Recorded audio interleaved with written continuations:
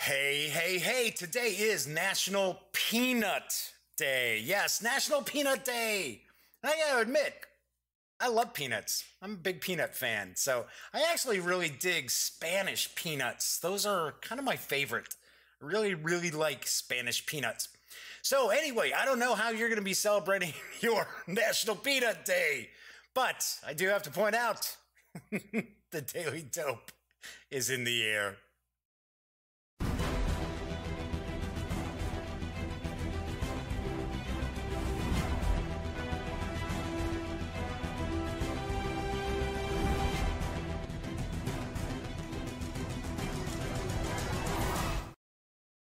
Howdy, howdy, howdy, gang. Yes, I'm Jeff McAleer. I'm back once again as your host here at The Daily Dope, presented by thegaminggang.com, of which I happen to be the founder and editor-in-chief, or I like to say I'm the grand poobah of TGG.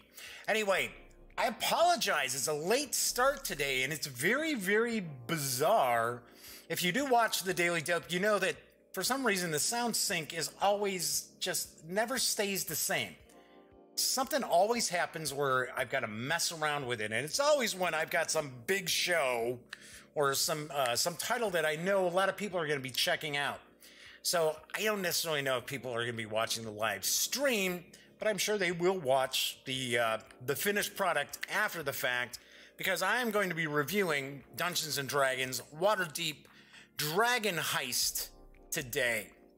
So I sit down, I got everything set up, I got all the news ready, and I do a real quick test. I always do a test recording to make sure that the sound is in sync. Everything was fine. And then, I finished up some stuff, and I thought, you know what? Just in case, let me check the sync again. Now, I hadn't really done anything different, except for I was just making sure that the news slides were correct. And of course, I do the test and it's way out of sync. And I thought, okay, well, there's a couple other settings that I pop in there that usually work. Did that, still way out of sync.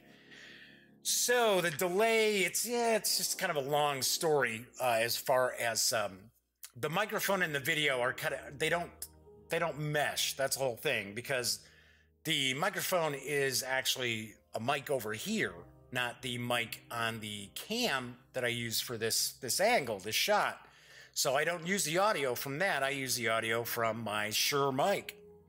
So I don't know. I'm hoping right now it's in sync for this stream. It looks like it's in sync. If anybody happens to be watching live on YouTube, feel free to jump into chat.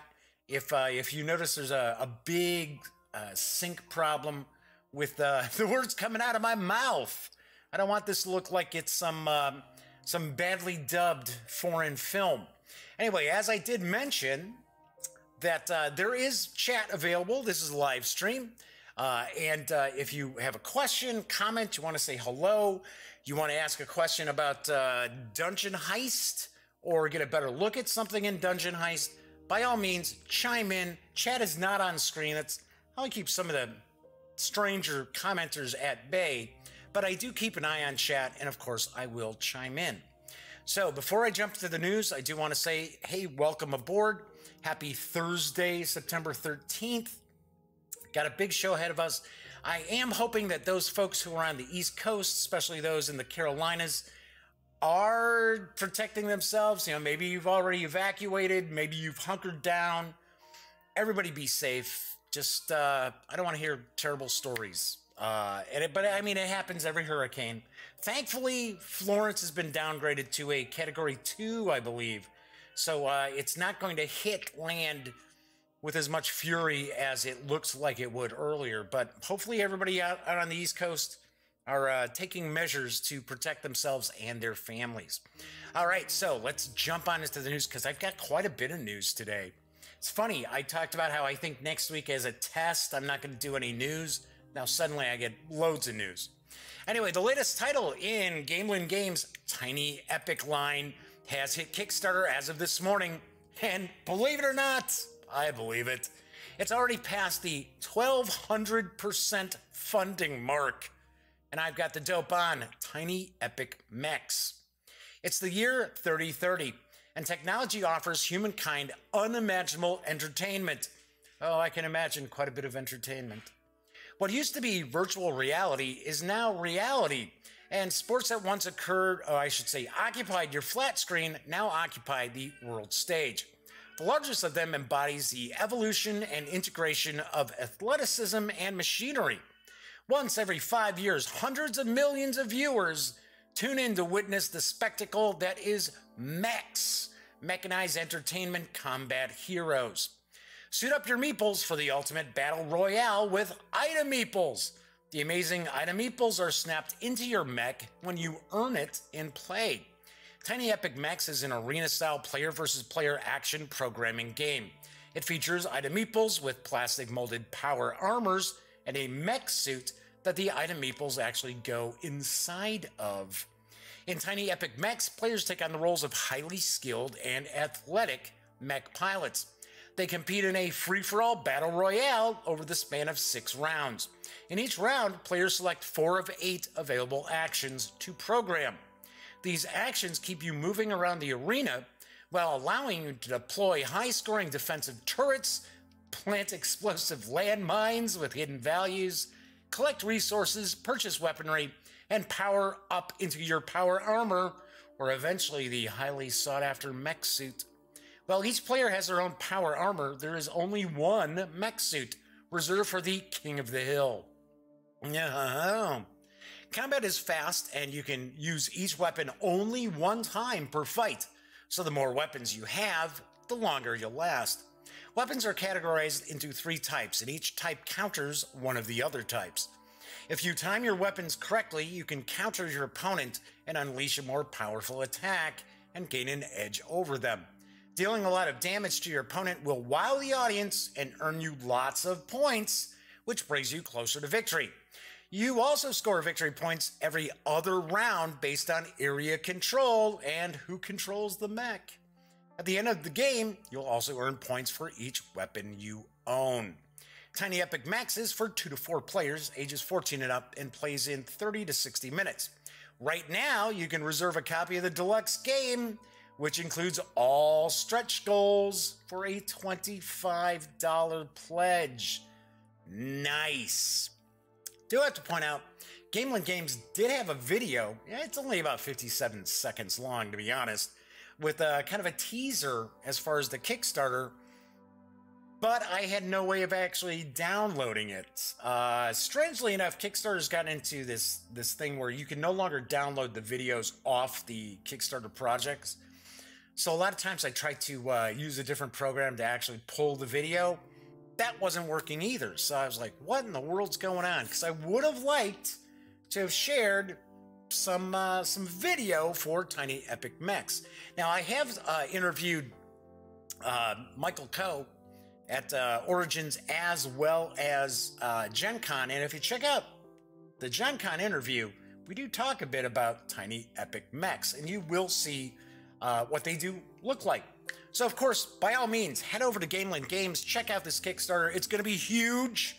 Like I said, it's already at 1,200% funding, and it's only been up for a few hours. So this is going to be another fantastic Tiny Epic title. I know it. All right, Backspittle Games has a new game on the horizon, and it's certainly nothing like the surprisingly cutthroat game of gardening, Dance of the Fireflies, which I really enjoyed. And here's the dope on Ninja Squad.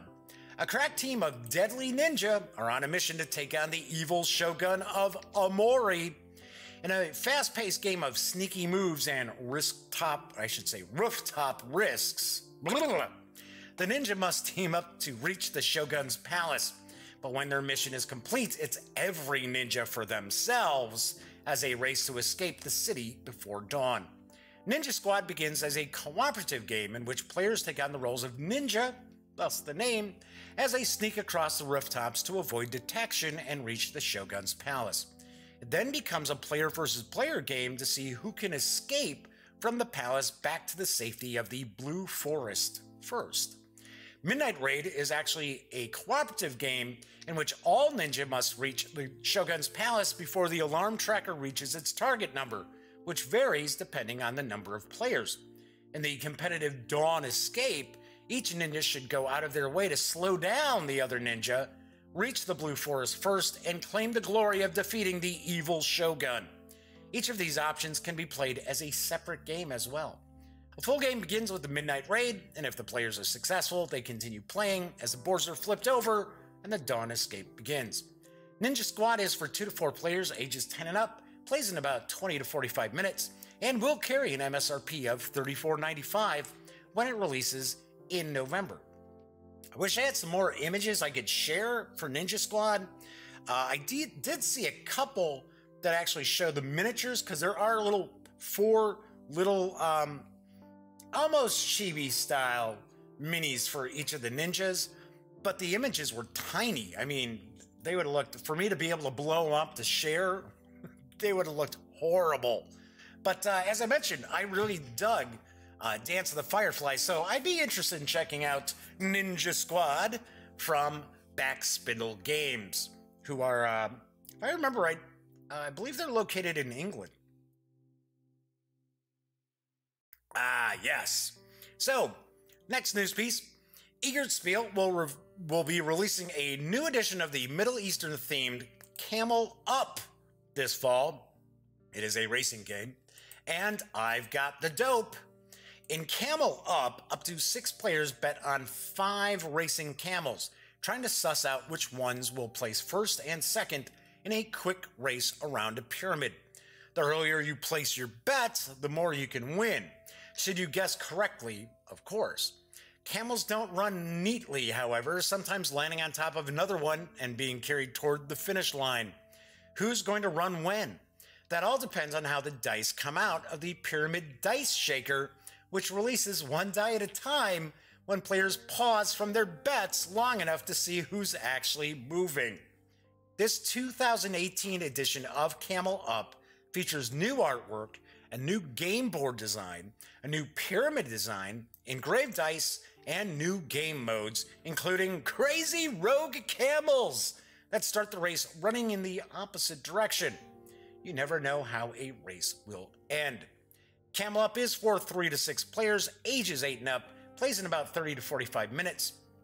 It is going to be releasing at Spiel in Essen, and it will be coming to the US following that. So it does have a Q4 release, and it will carry an MSRP of $39.99.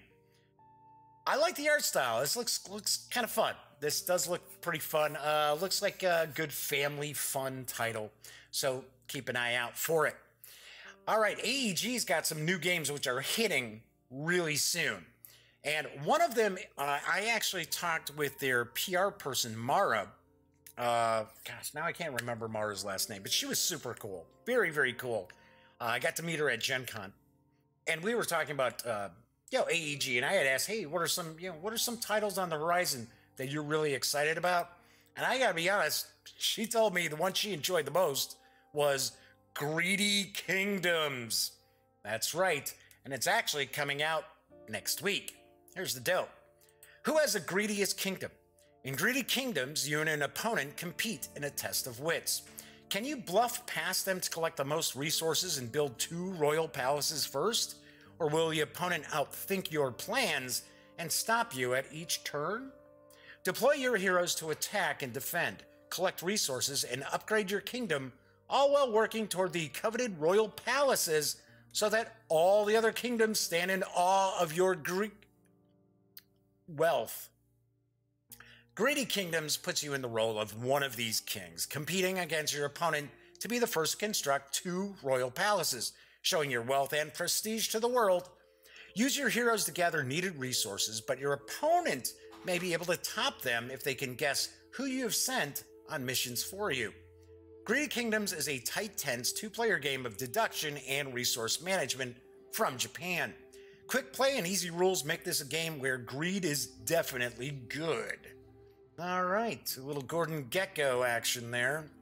The 2018 version of Greedy Kingdoms re-implements the original 2009 release from, gonna get this wrong everybody, Hayato Kisaragi?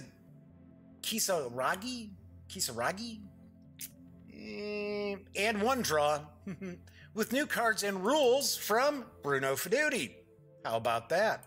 Greedy Kingdoms is for 2 players, as mentioned, ages 14 and up, taking a guess probably because of the components. Plays in around 20 minutes and will carry an MSRP of $24.99 when it releases next week on September 19th. All right, I've got the kitties down here in the Duct Tape Studios today. And of course, Smokey's doing her usual sacked out, snoozing away. She was on my lap earlier, but before I did the show, she hopped off. Pinky's floating down here, and Pinky's a little vocal again today. So hopefully Pinky will kind of relax a little bit.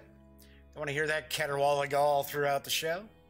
So it's Thursday. I love talking about RPG. So how about let's talk about some RPG news?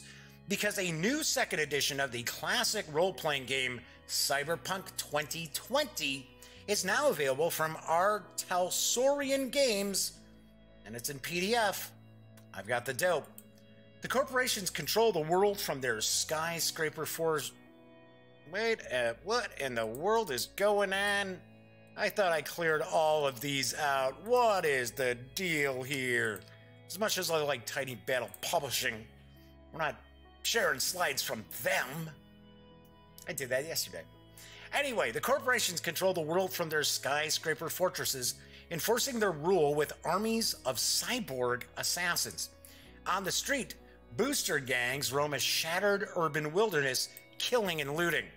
The rest of the world is a perpetual party, as fashion model beautiful techies rub biosculpt jobs with battle-armored road warriors in the hottest clubs, sleaziest bars, and meanest streets this side of the post-Holocaust. The future never looked so bad. But you can change it. You've got interface plugs in your wrists, weapons in your arms, lasers in your eyes, biochip programs screaming in your brain. You're wired in, cyber-enhanced and solid state, as you can take it to the fatal edge where only the toughest and coolest can go. Because you're Cyberpunk. Cyberpunk, the original role-playing game of the dark future, world of corporate assassins, heavy metal heroes, and brain-burning cyber hackers, packed with cutting-edge technology and intense urban action. Within the book, you'll find everything you need to tackle the mean streets of the 2000s. Yeah, well, not these 2000s. And a game system that combines the best in realistic action and playability. Right now, you can score the 256-page PDF of Cyberpunk 2020, the second edition, through DriveThruRPG for $15. I do believe the actual physical book of the second edition of Cyberpunk 2020 is sold out. I don't believe it's available anymore. So that's why it's kind of a big deal that the PDF has been updated. I believe it was updated yesterday, and it is available for $15. As far as Cyberpunk role-playing games go, Cyberpunk 2020 has almost always been the top-selling Cyberpunk game out there. If I remember correctly, I think there was a Cyberpunk 2030 that was a little less cyberpunkish, not as much Bruce Sterling, William Gibson sort of action. So 2020 is really the title that you want to take a look at. And of course, I'm sure if you're video gamers or PC gamers out there, you're already eagerly anticipating Cyberpunk 2077, which is supposed to be coming out next year and looks really sweet. All right, so I've got some more DriveThruRPG news because for the next week, Onyx Path Publishing is having a sale on all of their World of Darkness titles. Here's the dope. DriveThruRPG and Storyteller's Vault is running a huge sale on the cornerstones of the World of Darkness. Get 75% off every PDF from Vampire the Masquerade, Werewolf the Apocalypse, and Mage the Ascension from every edition, except for V5. Gotta point that out. Get in on the Storyteller's sale now. As I mentioned, the sale only runs for 1 week. This covers everything released by White Wolf and Onyx Path, stretching as far back as 1991's Vampire First Edition and as recently as 2018's Beckett's Jihad Diary, and other titles such as those. Additionally, all Storyteller's Vault community content is also 25% off, so that's more than 650 products in total. Do have to mention, the new 5th edition of Vampire the Masquerade is not part of this sale because it's not on DriveThruRPG yet. So it is available in PDF, but it's only available from White Wolf Publishing right now in PDF. I don't know if or when the 5th edition is going to arrive on DriveThruRPG. I would think we should see it. So, but do want to point that out. But I mean, everything else, 75% off. I mean, if you've wanted to check out, say, like Werewolf 20th Anniversary Edition or the Revised Mage, The Ascension, right now you can get those core books for like $4.50 or $5, right in that range. So, really, really nice sale going on. And of course, whenever I talk about DriveThruRPG, I always point out that if you are going to visit any of the drive-thru sites, please stop by thegaminggang.com first, click on one of our banners, and that way, if you happen to make a purchase at one of the sites, then we get a small portion of that sale, and it really adds up. Really, really helps pay for the hosting, really, for thegaminggang.com. All right, so trying to save you some money, I'm going to talk about something else that's going to save you a bunch of money, and it's on one of my favorite RPGs of all time. Because Bundle Holding has launched a bundle which saves you big bucks on the awesome Greg Stafford penned King Arthur Pendragon role-playing game system. I've got the dough. Knight of the Realm. The Knights of the Round Table have resurrected our June 2014 King Arthur Pendragon bundle featuring Greg Stafford's masterful tabletop role-playing game, King Arthur Pendragon. As a knight in the perilous and magical time of King Arthur, you adventure to gain glory and, in time, to found a lineage of descendants. This big collection gives you everything you need to create your own campaign for this honored game, including the complete 2016 edition 5.2 rulebook. For just $12.95, in fact, let me share some more of the items that are included in this sale. Well, they're all on here, so I'm not sure why these are not. There we go. Bad transition. Ha! Fixed it! Because I'm just showing the 5.2 rulebook. There's way more than just the 5.2 rulebook that's part of this. And it is... What in the world is going on?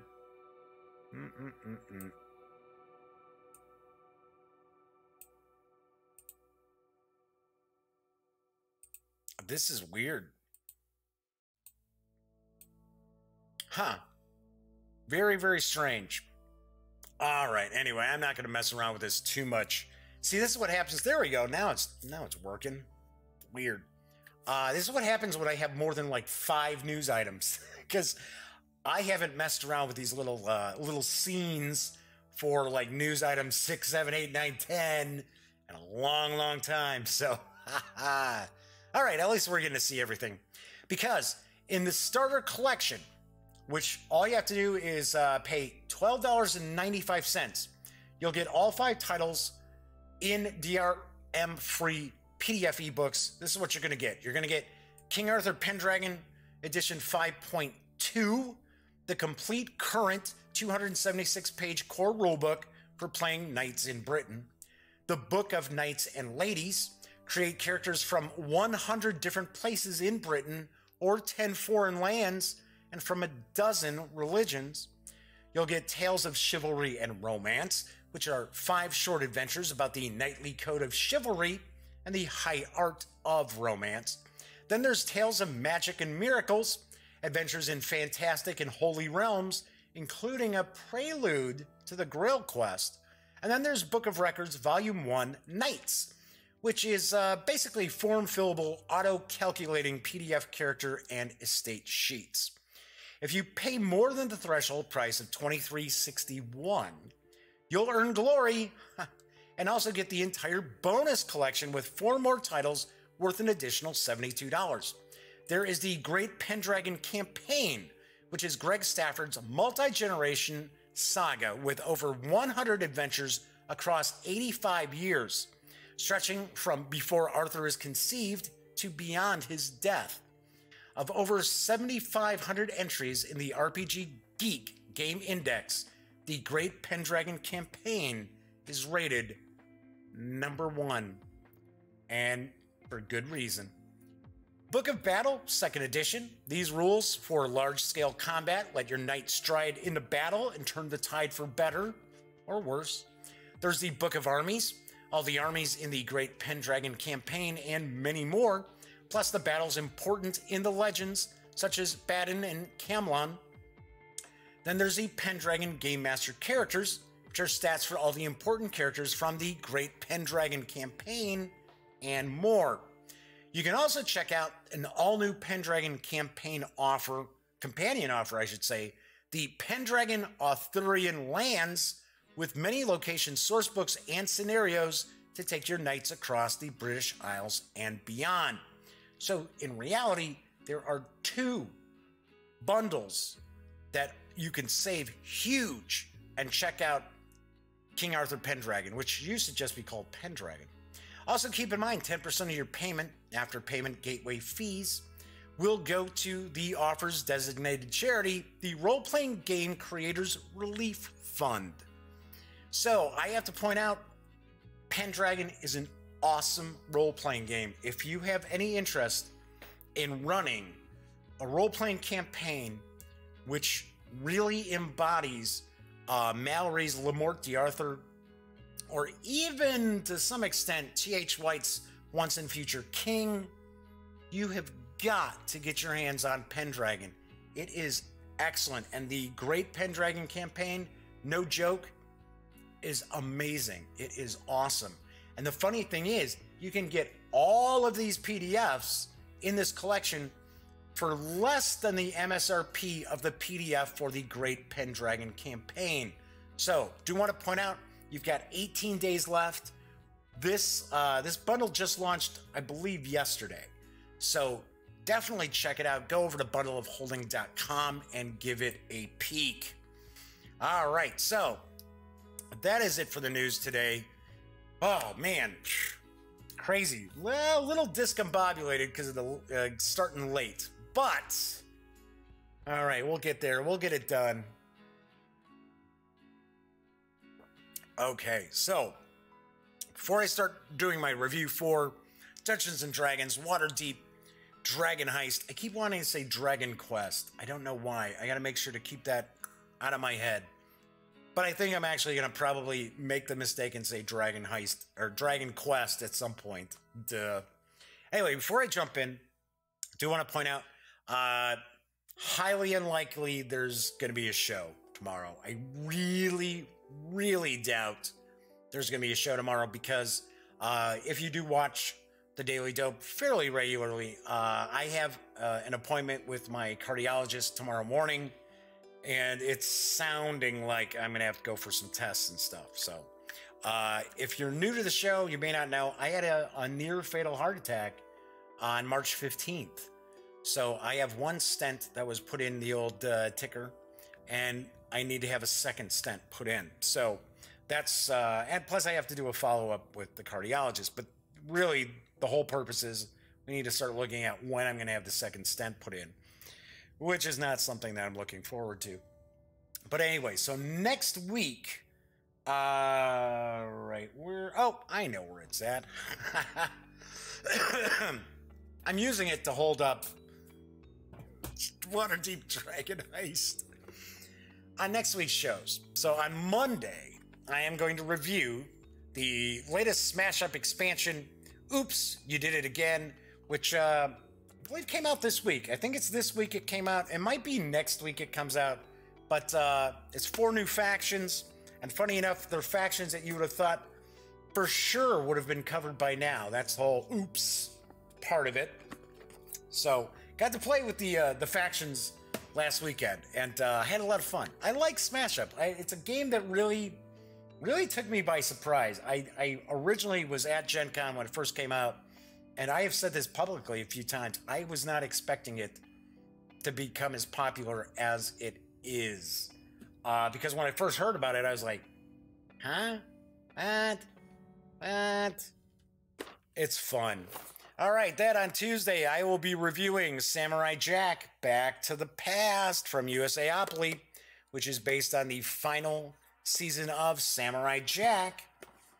Then on Wednesday, I am finally going to get a review for Cataclysm, a Second World War. It's a alternate, well, I don't want to say alternate reality. It's leads to some very hypothetical World War II situations and very, very interesting games. So I will be reviewing that on Wednesday. On Thursday, once again, doing RPGs. I will be reviewing Kids on Bikes from Hunters Entertainment and Renegade Game Studio. Really, really fun, interesting, sandbox-ish sort of nostalgia, 80s nostalgia, kids, teenagers sort of game. So if you're a fan of movies like Super 8 and E.T., The Goonies, of course, obviously enough, Stranger Things on Netflix has really cranked up the interest in the kind of 80s nostalgia sort of games. I will be reviewing that on next Thursday. And then on Friday, I'm going to review Tiny Epic Zombies from Gamelyn Games. It is arriving in Kickstarter backers' hands right now. I believe it comes out in stores in October, so I will be reviewing it.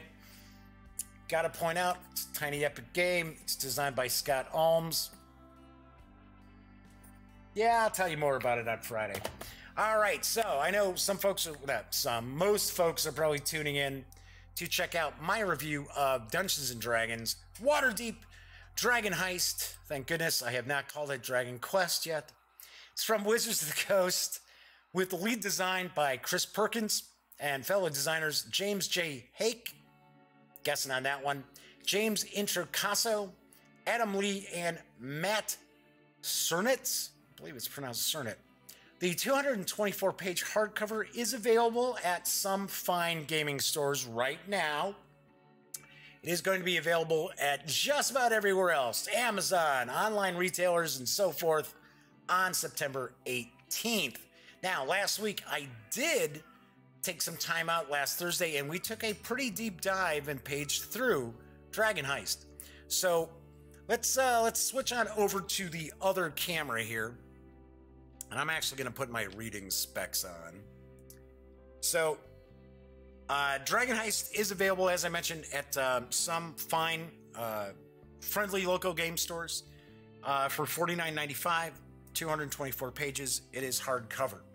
So, first off, there's going to be some spoilers. I'm going to try to keep it spoiler light, as light as I can get, and do the review. Of course, as we page through, you're going to see some things. I'm going to talk about some things as well. I'm going to try to give more kind of an overview of what I think. There's a lot of stuff I like in it. There's some stuff that I'm kind of like, meh about. And I will kind of discuss those. So I just want to let you know, there will be some spoilers. So if you are a player who is looking forward to your Dungeon Master running this, see you Monday, I guess I'd say, or see you at a future show. If you're a Dungeon Master who does not want to have your enjoyment of reading this book spoiled, I'm probably going to tell you to, hey, take a pass on this. Or what you can do is, for the Dungeon Masters out there, I always have the time codes, time stamps, I guess I'll say, when the stream is rendered as a video on the Gaming Gang channel. Take a look at the timestamp. I will actually do a timestamp saying when I give my final thoughts. So that way you can kind of get an idea of what I think of it, and then kind of avoid some of the spoilerish stuff. Okay, so let's take a look at the back real quick. So, ready? Okay, so everybody's tuning out who needs to tune out. See you later. All right. So, welcome to Waterdeep. Famed explorer Volothamp Gadarm. I don't know. I'm going to mispronounce all this stuff, just so you know. Even though there's a pronunciation guide in the book, I'm still going to mispronounce stuff. Famed explorer Volothamp Gadarm needs you to complete a simple quest. Thus begins a mad romp through the wards of Waterdeep as you uncover a villainous plot involving some of the city's most influential figures. A grand urban caper awaits you. Pit your skill and bravado against villains the likes of which you've never faced before, and let the dragon hunt begin. This is a Dungeons & Dragons adventure for levels 1 through 5. Starting off with brand new characters, beginning characters. You really don't hit 5th level. Well, okay, so if you're doing like the milestone way of like leveling up characters actually won't hit 5th level until the end of the adventure. If you're using experience points, it is possible they'll hit 5th level prior to the adventure coming to an end. And of course, to be able to use this adventure, you need the Dungeons & Dragons Player's Handbook, the Monster Manual, and the Dungeon Master's Guide. Okay, so popping on in. As usual, you always want to read like the foreword and the disclaimer because they're usually pretty entertaining. So, I do want to point out that the name of the adventure is... I'm going to zoom out a little, just a touch. There we go. There we go. So I don't want to have to have the book like way off to the side. But then again, I don't want my mug cutting off a view of the book itself. Let's make sure we try to keep that in focus there. Let me grab a quick sip here. Anywho, reading the disclaimer in the foreword, usually fairly interesting. So we got our table of contents. There's our pronunciation guide, which I, of course, completely ignored. I'm not running the game. I'm not running this adventure right now. I don't need to, try to memorize all these. I mean, look at all these people, right? How am I supposed to memorize all that?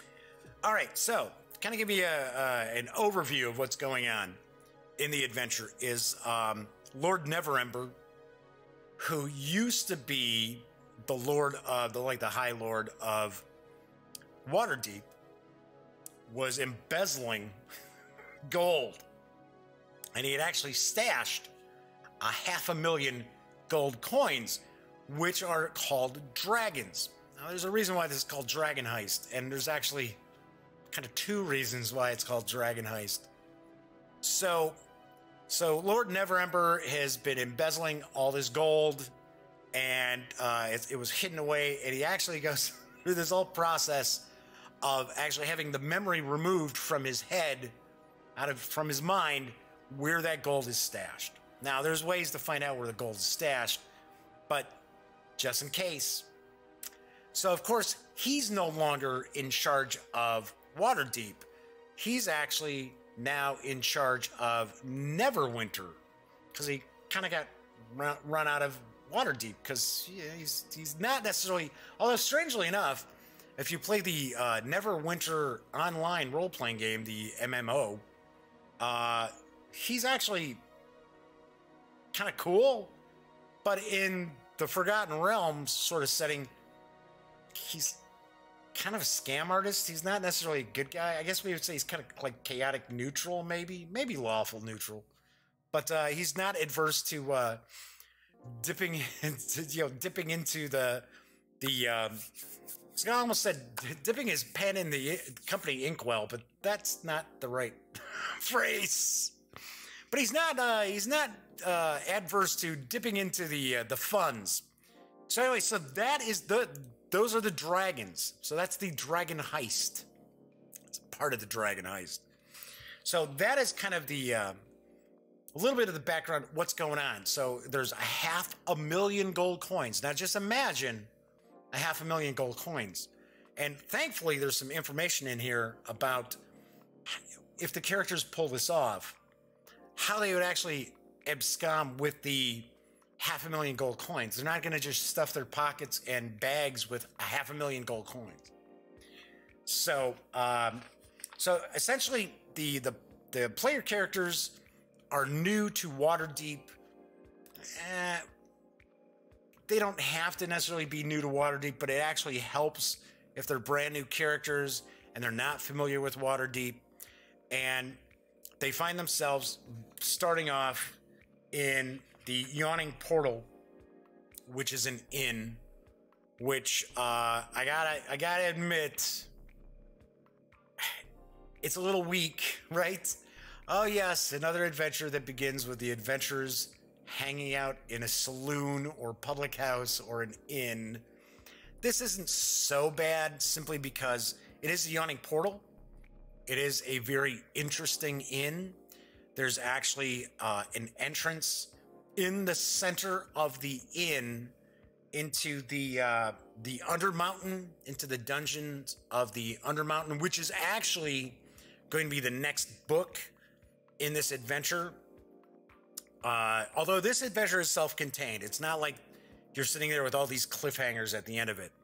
But that is actually how you're going to lead into Waterdeep Dungeon of the Mad Maze, which I believe comes out, I think it's a November release, if I remember correctly, which is going to be just this like massive dungeon. It's going to be like a mega dungeon adventure, which I'm interested in checking out because it's been a while since we've seen something like that from Wizards of the Coast, which is just a mega dungeon.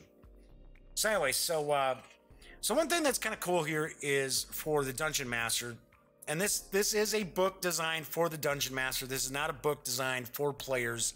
Granted, there is a portion, there's a section in the book that's very nicely done talking about Waterdeep that the players should have access to, or at least utilize an NPC to share some of that information, especially if they're new to Waterdeep.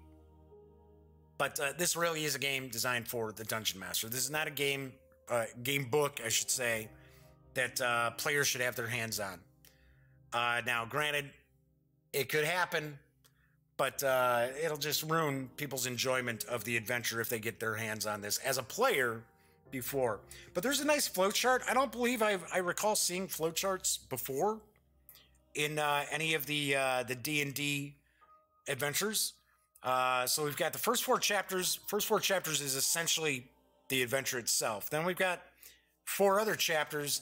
There are 4 possible villains, big bads in this adventure, and the Dungeon Master gets to choose which one of these villains they're going to utilize as the big baddie.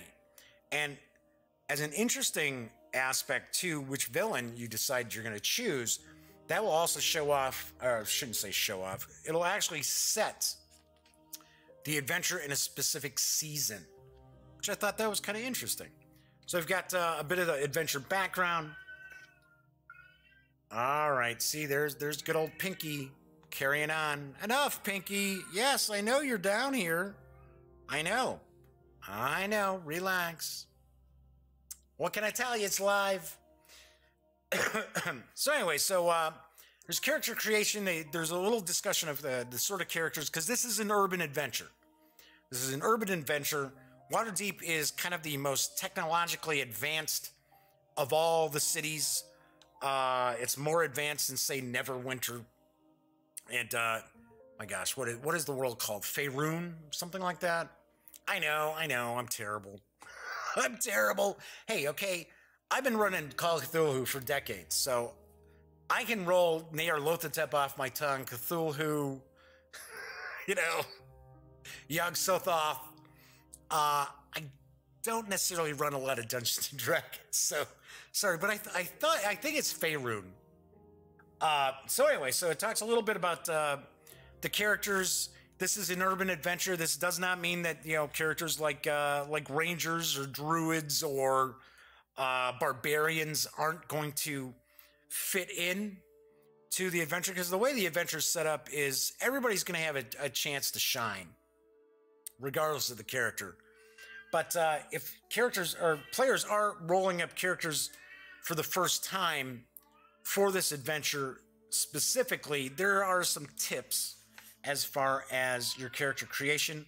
One thing I find very cool in this is there are a lot of different factions within Waterdeep, and some of them work together, some of them work against each other, and there's opportunities for each of the characters to join a faction, to become part of the factions. And these factions can actually assist the players, depending on how much renown they have earned, how much renown they've gained within these different factions. So we've got like Force Grey, the Harpers, Lord's Alliance, Xanathar's Guild. Xanathar's the Beholder, who is the kind of runs the criminal underworld of Waterdeep. Xanathar's Guide to Everything. So it's kind of cool that we have Xanathar in the adventure as one of the possible big baddies.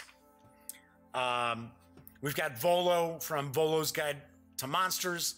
He's an NPC in this adventure as well. He's actually who gets everything kind of rolling as far as the adventures, the characters themselves. So it all starts off in the Yawning Portal. This fight breaks out, and of course, player characters being player characters, they're going to find themselves getting mixed into this brawl that's breaking out. Whereas a lot of other people are like, oh no, they want nothing to do with it. Plus, there's also, as I mentioned, there's the entrance to the Undermountain, the dungeon. A troll comes climbing out. And so they have to fight this troll. So of course Volo sees, hey, the player characters, they jump in, they take care of business. Whereas most of the patrons of the Yawning Portal are like, oh, get me out of here. Oh, it's a troll. So Volo actually asked the players if they could find a missing person. So a friend of his who's missing, and that gets the whole ball rolling. And it's kind of funny because it's kind of a case of mistaken identity as far as the kidnapping. So anyway, so that's how the players get started. That's in chapter 1. And I'm going to show off a little bit of the artwork. Let's try to make sure we don't get too much glare. I like the artwork. I mean, some people aren't going to dig the artwork, but I like it. I thought it had a little more of a realistic kind of bend to it, as opposed to sometimes kind of cartoony. Not to the extent of like Pathfinder, which interestingly enough, it seems as if for the second edition, Pathfinder might be moving away from that sort of anime inspired or manga inspired artwork. Looks like they're maybe going more realistic. One thing I wasn't too keen on, and I mean, I don't know, maybe this is just me. I'm sure there are folks out there who are gonna be like, oh yeah, the maps are fine. I don't know, the maps were like, okay. I would have liked to have seen a bit more detail. I mean, I guess maybe they sort of look like somebody sketched them out themselves, like a real map, right? I would have just liked to have seen a little more detail, maybe a little color in it. Yeah, I think the maps throughout are kind of weak. Like I said, that's just my opinion. All right, so we go through the first chapter, kind of getting things going, things cooking, kind of getting the characters introduced as well a bit into Waterdeep, which is one of the things that I think is very cool with an urban setting is the players will have to approach this differently than they would, say, a wilderness setting, right? There are laws in a city. There are things that are not allowed in a city. So players who kind of approach this as they would, most like dungeon crawls and things like that, will be maybe surprised to find that, the city watch and the elders, the leaders, the politicos of Waterdeep are not going to let people just, kill bad guys in the street. I mean, they can't always be resorting to violence. which is actually sort of a theme that does run throughout this adventure, which may disappoint some players. And I apologize. I have, seems like a cat hair blowing around on my nose. Some folks will not like that. Some folks who are more into just the action elements of Dungeons and Dragons, that aren't, you know, maybe aren't into the whole like you know, kind of investigating a mystery and things like that, might be a little disappointed that they can't just fight their way out of every situation, because there are kind of like scenarios and encounters within this adventure that if that's their approach, if their approach is just, you know, okay, well, just kill it, it's not going to work. Number one, their characters are going to get just shellacked. They're going to get smoked like a cheap cigar, because remember, you're talking about, depending on how you do your leveling as a dungeon master, the characters are either going to hit 5th level towards the end of the adventure, or they'll be 5th level after the adventure is completed. So a lot of the enemies that they run across are just, the challenge levels just are way out of balance with the team of adventurers. So, which I sort of liked, because once again, as someone who's run Call of Cthulhu for so long, my players understand that you cannot approach every situation as like, well, okay, well, we just kill it, problem solved. A lot of times in Call of Cthulhu, a successful adventure ends with the monster or elder one, or old ones, whatever, thwarted, not destroyed, but simply thwarted. So the second chapter of the adventure kind of starts talking about this being urban, starts to kind of give the players an investment in Waterdeep. Tries to draw their characters to make it like more important, kind of make it more important, where they're not just murder hobos roaming around some fantasy city. So when the players successfully complete Volo's mission, Volo rewards them with something that most characters second level or so wouldn't normally have available to them, and it's a base of operations. It's in Troll Skull Alley, and it's Troll Skull Manor. And this shows the map here of where the manor's over here, and then there's various neighbors and things like that. I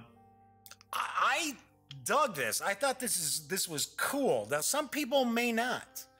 Some people may be like, yeah, really? Okay.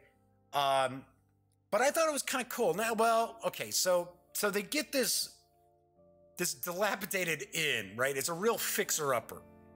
This Troll Skull Manor was an inn, so it's not when you're thinking manor, you're probably like, oh wow, it's like this, you know, fancy mansion or something like that. No, it's falling apart. So it's a real fixer-upper. There is a ghost involved, which, as written, is kind of like, it's poltergeist. I'm like, Personally, if I were running the adventure, I would utilize the poltergeist a little bit differently. I would actually make them kind of an important NPC to the adventure itself. I mean, just to the home base, to the base of operations, because reality is the poltergeist is just the spirit of a former owner. So, well, I mean, which is fine. I don't know. I would kind of use them as maybe even a little comic relief sometimes. But the one of the coolest parts of this second chapter here is talking about the factions and how the different player characters could join different factions, kind of get an idea of some of the missions that the faction could send them out on. There's also discussion of what kind of help these various different factions can provide to the player characters. So I thought that was really neat. I have seen more so, I want to say more so in Pathfinder, I thought. I have seen more along the lines of, characters joining these different groups, these different organizations. So I thought it was cool to actually see this. And funny enough, if for some reason you've got characters who are evil, then you're looking at that there are factions that they can join as well. Now, personally, I've never played evil characters. Even when I play like Grand Theft Auto, I try to be like the least villainous criminal possible, right? I have never run any sort of role-playing game where the characters were evil. I just never had players in my groups who wanted to play evil characters too. So, although I do point out, for Dungeons and Dragons, I don't utilize the alignment as far as characters go. They can choose their alignment, but I don't lock them into that kind of stuff. And I use alignments more along the lines of with NPCs, just kind of to gauge what they would maybe do, as opposed to making it like hard and fast. Oh, well, you're lawful good. Well, that means. So, yeah, so just gotta say. All right, so all different stuff as far as kind of cool, kind of drawing the characters into Waterdeep and actually giving them kind of roots in the city.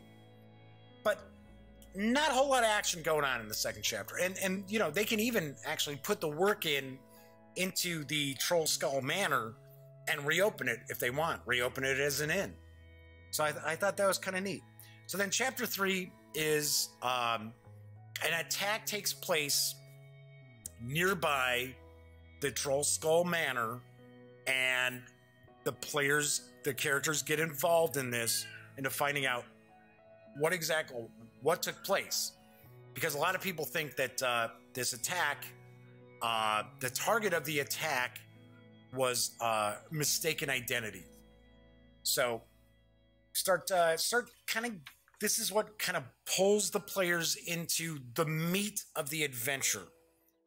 First chapter kind of gives them an inkling of what might be going on.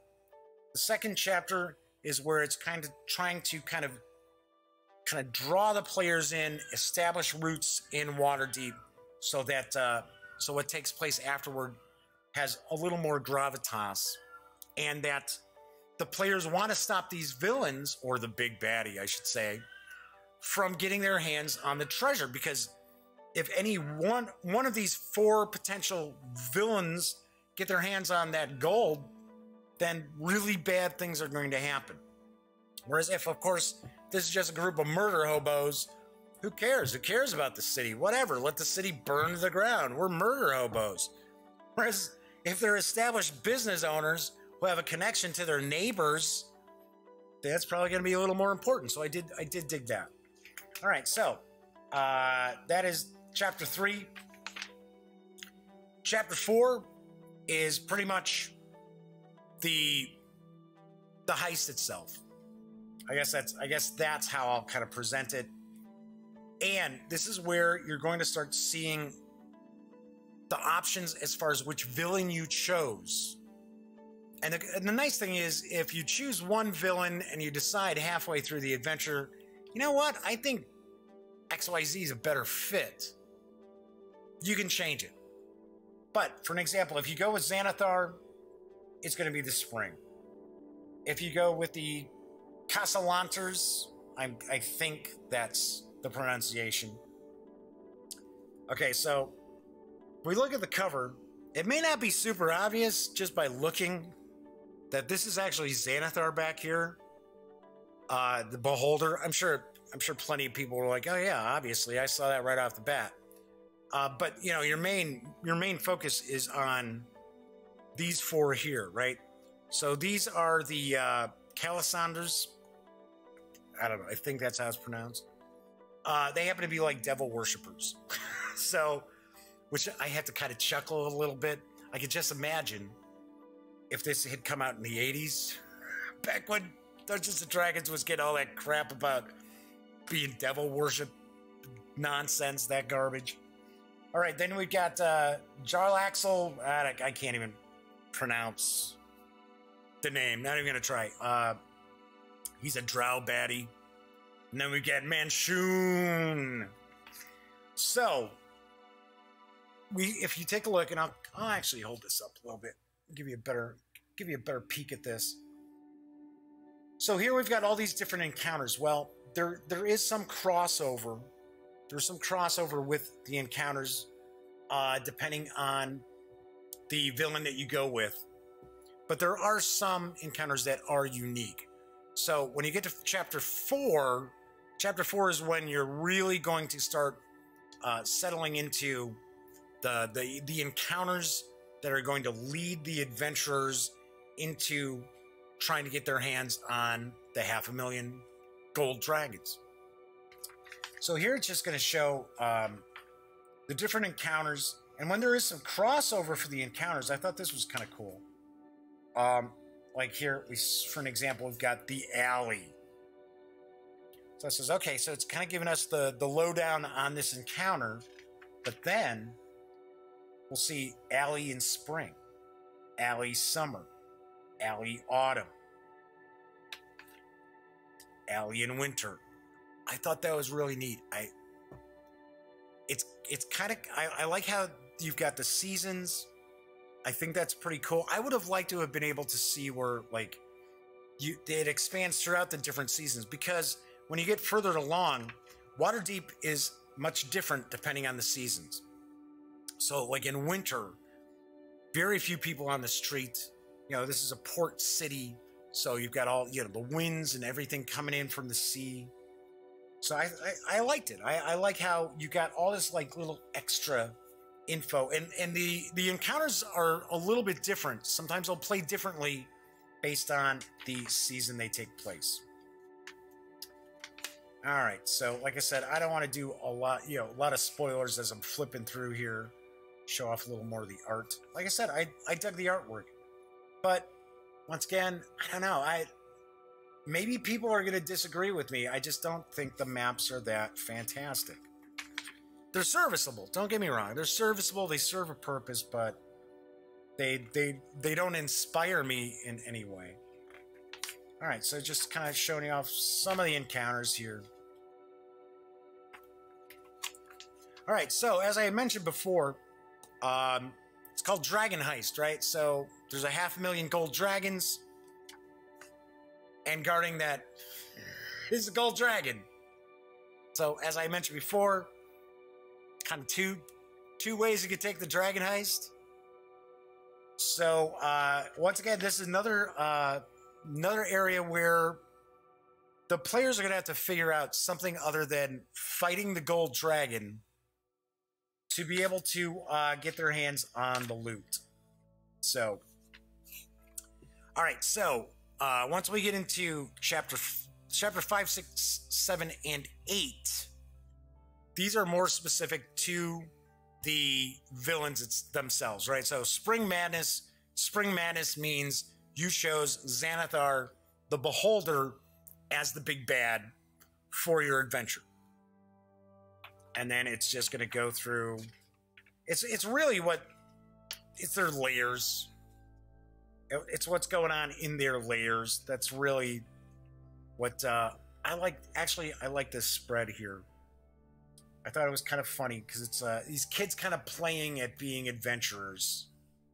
And if you look close, there's a shadow. And it's a shadow of a beholder. So it's actually Xanathar's shadow. And that's why these kids are like, whoa, uh-oh. Okay, so just kind of flipping through. So then we have Hell of a Summer. This is if you decide you want to go with the Devil Worshippers as your villains.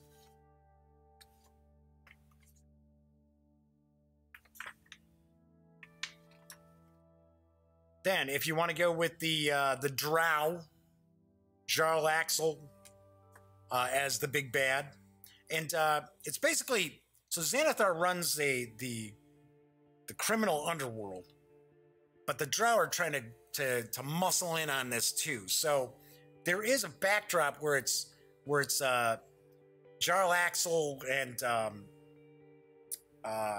Xanathar.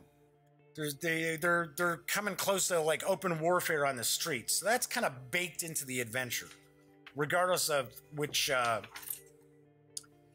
villain you want to have as the big bad. One thing I thought was kind of interesting is there's also a submarine. Because they're running their operation, the Drow are running their operation from these ships in the harbor, and they're disguised as anything but Drow. So they're supposed to be like circus ships.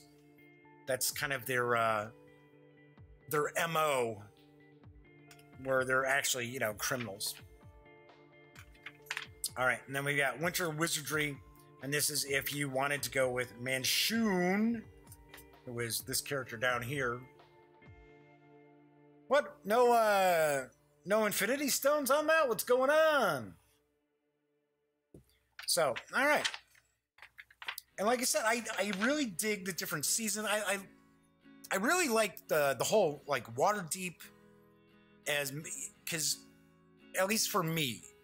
Now I'm going way back. Now I remember back in the day when there was the city-state of the Invincible Overlord, which I want to say.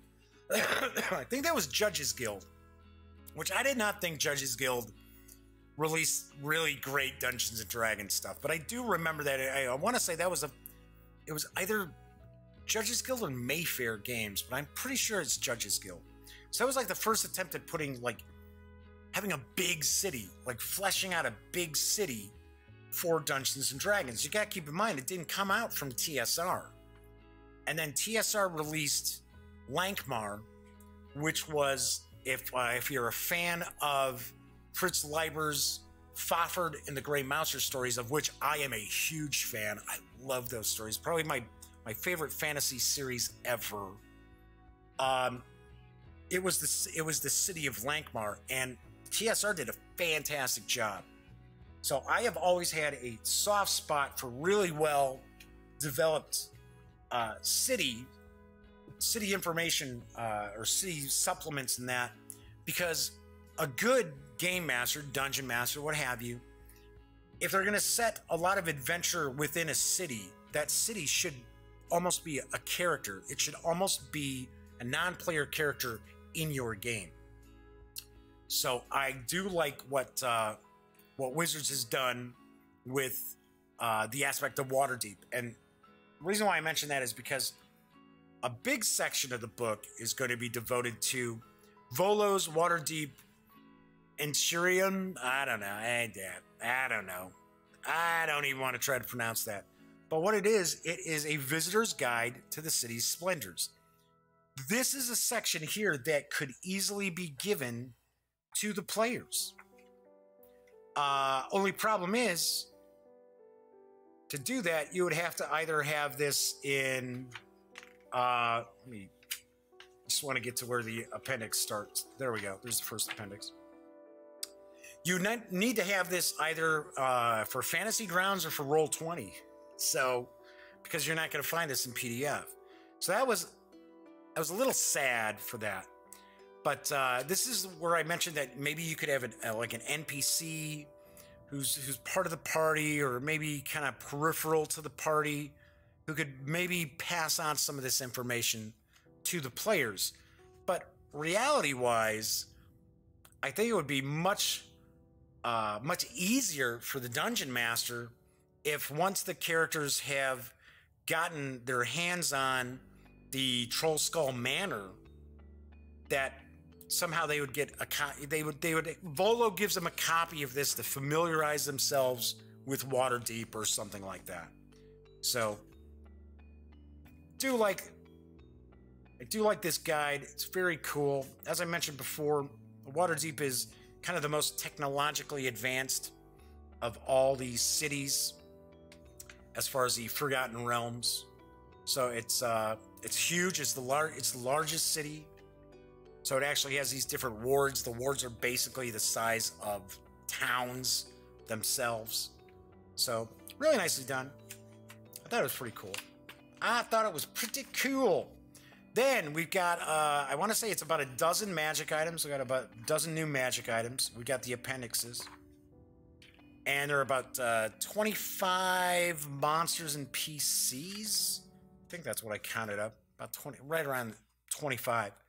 One of the things to mention with the appendixes, and I had kind of mentioned this on a show the other day when I was talking about how I'm going to review this on today's show, is, and I know it's just a Wizards of the Coast thing. It's how Wizards of the Coast puts their books together.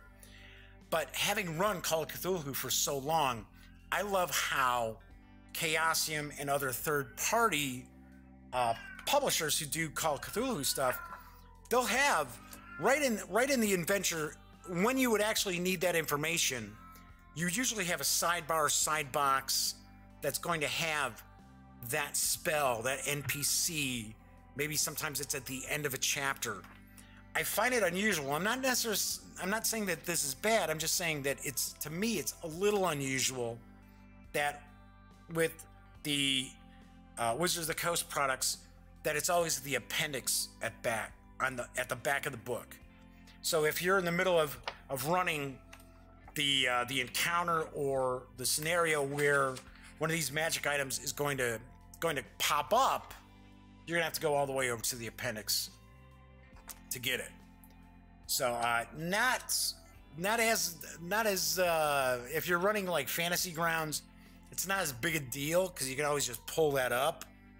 But as someone who's like, if somebody were just utilizing this book and having this book right there with them, I don't know. I think it makes navigating the adventure a little more difficult for dungeon masters because either they can try to memorize some of this stuff or have to constantly be flipping back and forth. Anyway, so we got the different monsters, we got the different NPCs. There are a lot of NPCs that are included in the adventure who could conceivably be important guides, mentors to the characters. See, as an example here, we've got a few of these. I like the NPCs. I thought it was pretty cool. Now we get into like the major NPCs here. I also said I thought it was kind of cool that we got Xanathar. So if people are used to playing Lords of Waterdeep, the board game, it's kind of cool to see, the different characters actually in the role-playing game itself. So, all right. So then we got that. Then we got Volo's stats. Here we go. Some of the friendly faces from the Yawning Portal. And you can actually hand this out to the players. So that's what I was talking about. You've got some NPCs that could be some pretty cool guides to help out the players. So the legal code. Remember I was talking about how some players will have to approach this a little bit differently than they would, say, a wilderness adventure. Oh, Viper Dave, don't catch you live much. Love the program. Hey, thank you, Dave. Thanks for tuning in and popping in to the chat to say hello. Warms the cockles of my heart. Anyway, so and then we've got, this is another handout here. This is the map of Troll Skull Manor, so you can give that to the players. It's just empty. It's just kind of empty. It just tells you, what each of the rooms are or could be. And then I think I've just passed over this. There's some artwork early in the book when when you start the adventure in the Yawning Portal. There's like a spread. I don't know. To me, it's kind of silly art. I don't know. Some people dig it because they're like, oh, there's all these references like Matt Mercer's hanging out down here, and then there's like a little index here. It tells you, who all of these are. I mean, it's fine. It's just sort of, I saw it and I was like, well, wait a second, what the hell is this supposed to be? Because the artwork's so different, and it was kind of like, huh? And then you go right back to, okay, back into the adventure. So I was like, I mean, I didn't hate it. I was just like, okay, it's just kind of weird. Then you also get a big kind of poster-sized map. It's two-sided, so one side you can share with the players. It's a map of Waterdeep. The other side actually has a bunch of locations already marked off for the Dungeon Master, so that, excuse me, So they know where certain encounters and things like that are taking place. Certain encounters and scenarios, I guess I would say, in the adventure are taking place. And that is pretty much the book itself. So, people are probably wondering, what do I think of it? Okay, so let me grab a quick sip here.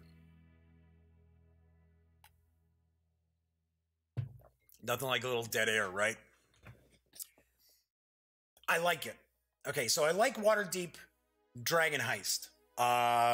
There are some aspects of it that I'm fine with that I think other dungeon masters, other gamers may have an issue with. There's some stuff that they might be fine with that I'm kind of like, okay. Like the maps. Like I said, to me, the maps are weak. They're not inspiring. I've seen way better maps in other Wizards of the Coast products. I have seen some fantastic maps from like third-party companies like, say, Adventure Week Games. So I thought the maps themselves are pretty weak. Not horrible, not terrible. They don't look like somebody just took a pencil and scrawled them out.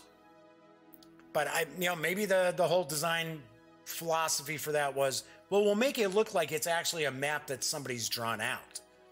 And of course, there's the grid. The grid is there, so that helps you too. So I like the adventure. I think the adventure is cool. I like the fact that it's an urban adventure. It's the first time for 5th edition we've really kind of delved into a big city. I like the new the challenges that will face players that are not used to having to spend a lot of adventuring, a lot of play sessions in a city, that they can't, like I've said a few times, they can't approach problems the same way that they would if they were just dungeon crawling. It's like, oh, well, that's an obstacle in our way. All right, guys, kill it. Can't do that. Can't do that in a city. There's laws. There's moors. There's morals. There's codes. So I like that. I like the NPCs. I like the seasons. I think that's cool, how that's included, how you've got the various different seasons and how the city operates differently depending on the season. Now, there are some people out there who are going to feel that they're kind of getting cheated because, remember, you're going to choose one big baddie, one villain, or, okay, one of the villains is actually a couple, but you're gonna choose a villainous faction, I guess I would say, to be the big baddies, and you're really not going to utilize the others. Now, of course, there is that underlying story of Xanathar's criminal organization and the Drow criminal organization kind of butting heads. So you might use a little bit of the Drow, but the other two villains you may not utilize whatsoever. So some people might say, hey, well, you know what? 3 of the chapters I'm not going to actually have any use for because I'm not using those villains. I want Xanathar as my villain. I want Monshu as my villain. What have I want the devil worshippers as my villain. Whatever, you know. So some folks out there will probably be sitting there going, well, that's kind of a jit, man. So I've got the 4 chapters of the adventure, and really one of the 5th through 8th chapters is the layer of the bad guy that's going to be kind of included in my really 4 chapters of the adventure. So you might feel like they're getting cheated a little bit. I can see them think of that. Myself personally, thinking ahead that, remember, you're going to have the upcoming Waterdeep Dungeon of the Mad Mage, which comes out in November, which is going to tie in because the adventurers are going to, no doubt, I have no doubt in my mind, be using the Yawning Portal and the entrance to the Undermountain as their, their entrance and egress into the dungeon. So they're still going to be in Waterdeep. Now, they may actually, the way I would look at it, now I don't know, I have no idea. I have not seen the upcoming Dungeon of the Mad Mage or anything. I've seen the artwork, that's it. I've seen the cover. But me, as someone who's dungeon mastering this, I know that at some point the players are probably going to have to leave that mega dungeon, be it if for healing or supplies or just for any reason. I could see them spending more time in Waterdeep and actually kind of utilizing these other villains in different ways. So I don't think the villains layer chapters are going to go to waste. Now, if somebody's just planning on, hey, I'm just running this as an adventure and then I'm moving right along, I'm going right into Dungeon of the Mad Mage or something else, yeah, I could see they'll feel like they got cheated. So, other than that, yeah, I think it's a good adventure. Of course, yeah, it's that hackneyed, the characters are all in a tavern start, but at least it's a yawning portal, so it's a little bit different. So I give it a pass on that. In my opinion, I don't think this is anywhere as innovative or as exciting as I found Tomb of Annihilation to be. This is a good adventure. I like the adventure. I like the book. Don't like the maps. So I can't give it a score like I did Tomb of Annihilation, because I think Tomb of Annihilation was really, really good. Did a lot of new stuff that we hadn't really seen for D&D either ever or in a long, long time. So, but I do like it. I do think in some ways that a lot of dungeon masters who didn't like some of the sandboxiness of some previous adventures, say like Curse of Strahd, right? Curse of Strahd for newer dungeon masters, or for people who are really used to just having everything laid out in order for them to just go, okay, boom, boom, boom. They probably had a hard time with that. This is not as sandboxy. Now, granted, things change depending on the villain you've chosen, but you're not going to have that same amount of sandbox, kind of open world. But that being said, I don't really care much about railroading. I know people hate railroading, but as somebody who's run, I'm going to say it again, Call of Cthulhu for so many years, a good horror role-playing game, you got to railroad a little bit, right? You can give the players a little free rein on some stuff, but you're not going to have a scary adventure, not going to have a scary campaign if the players just, go off in directions, whatever they want to do. So I am not as vehemently opposed to railroading as some other people might be. But because there is a lot of, this, remember I showed you the flow chart, shows you those encounter tables that are saying, based on, okay, so if you want Xanathar in the spring, you got this, then this, then this, then this, then this, then this. There are players out there, or dungeon masters as well, who might be a little too much railroading. So, like I said, I don't mind it. Anyway, overall, on a scale of 1 to 10, I actually give Waterdeep Dungeon Heist. See, look, I knew I was going to mess it up. I thought I was going to say it was Dragon Quest. Anyway, Waterdeep Dragon Heist. Yikes. An 8.5 out of 10. I do think it's really good. Just, like I said, I'm not real keen on the maps. But the rest of it, I really do like. And yes, I can see where people will be like, there's a lot of pages in here I'm not going to be using because they're not the villain I picked or villainous group. But really good. Really enjoy it, reading through it. I'd be very interested in running it. I probably wouldn't run it exactly as it's written, but that's just how I am. And I certainly do look forward to Waterdeep Dungeon of the Mad Mage when it arrives, I believe in November. I forget. All right, so that's it for today's show.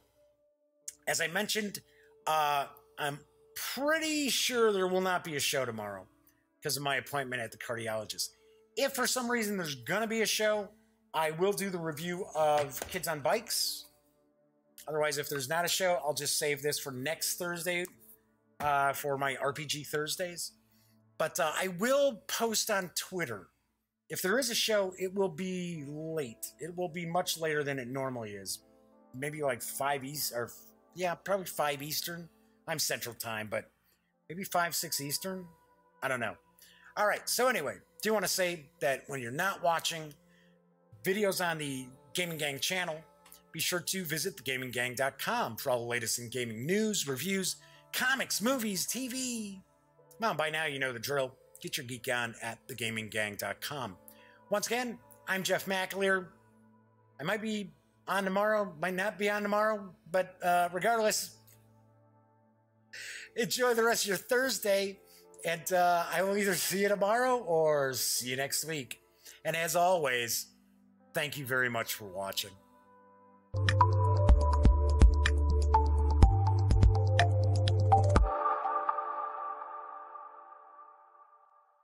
Thanks again for watching The Daily Dope, presented by The Gaming Gang. If you like this episode, be sure to give it a quick thumbs up.